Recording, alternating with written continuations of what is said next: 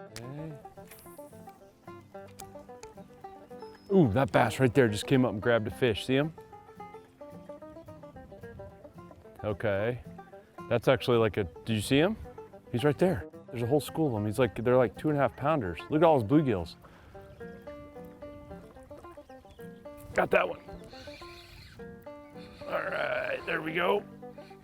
Guys, I want to point out that once again here on Fishful Thinker, you guys always laugh.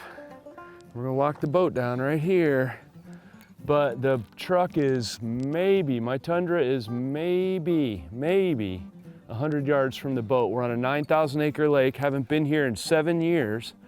And when we were here for a grand total of about 4 hours. And I have got a Berkley Bullet Pop planted in the face of a real nice largemouth right off the bat. And guys, I want to point out also, this water is crystal clear, and I looked down and saw a big school of bluegills moving around.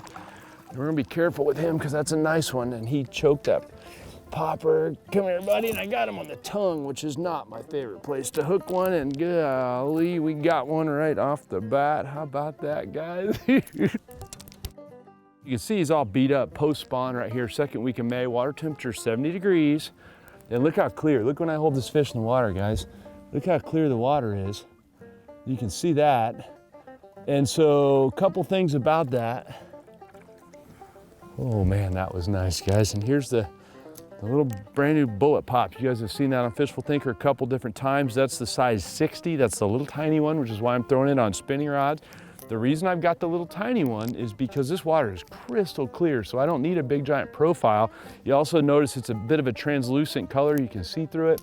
Small profile, little pops. The bluegills we're seeing are like this big. That's like my 5th throw with it or something, guys. I just started throwing it. While that popper bite worked out to be okay, it wasn't ideal for us because it just flat wasn't consistent enough.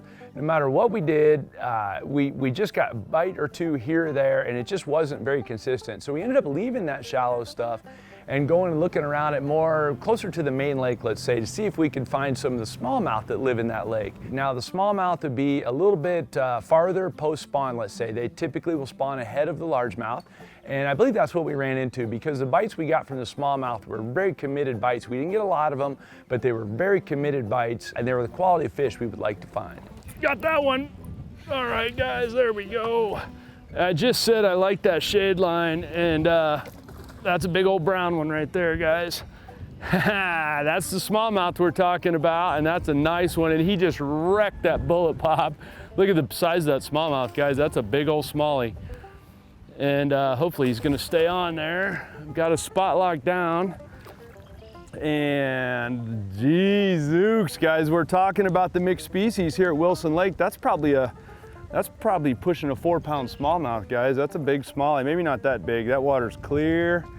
We're gonna go easy on. Look at that, popper's gone too. He choked that Bullet Pop, guys, in the bluegill color. Oh no, it's under his chin, there we go.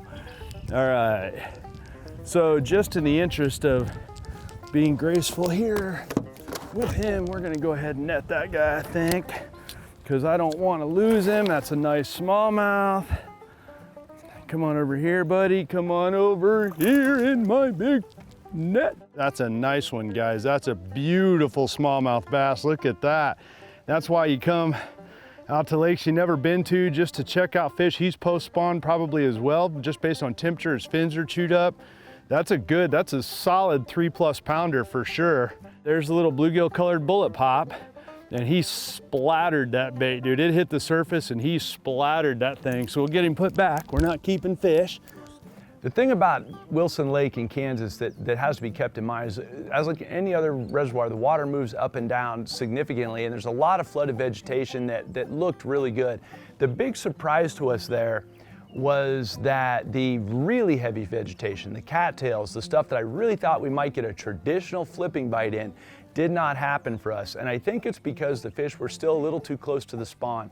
They hadn't vacated the spawning areas and piled into that heavy cover. We spent a significant amount of time fishing the cattails thinking, man, I'm gonna find one big one in here. I just know it. If I flip enough of these cattails, we're gonna find one. That did not materialize for us. And the thing is, on any given day, it's up to you to decide which fish are gonna be the most willing. And what we figured out is the fish that were guarding fry were the easiest ones for us to catch. Someone might say, well, why not a soft stick worm, a classic Senko style bait like a Berkeley the General or something like that?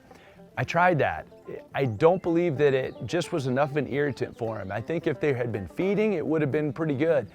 They literally swam over and looked at it and swam away. It did not pose a threat to them. I think the really bright colored minnow, nose down on the bullet sinker in the grass, it just has a drawing power to them where, hey, something's not right about that bait. I'm not in a good mood.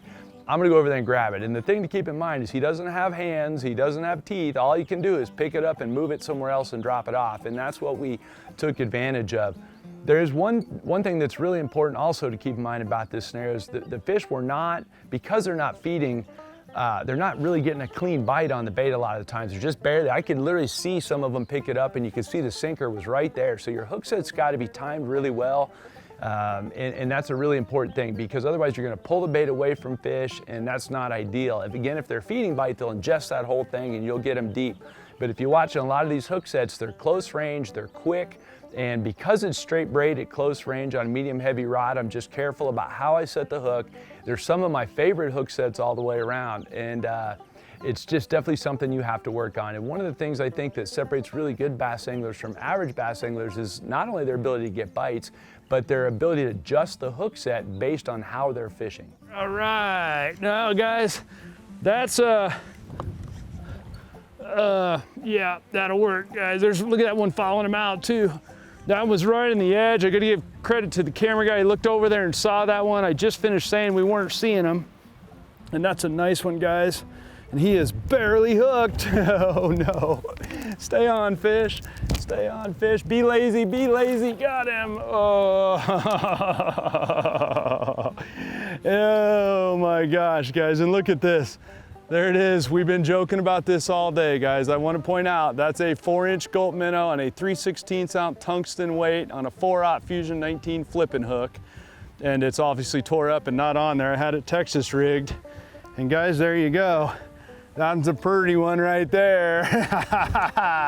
What a day. We have had a fun morning here on Wilson Reservoir, guys. I am not kidding you. That's been a fun morning.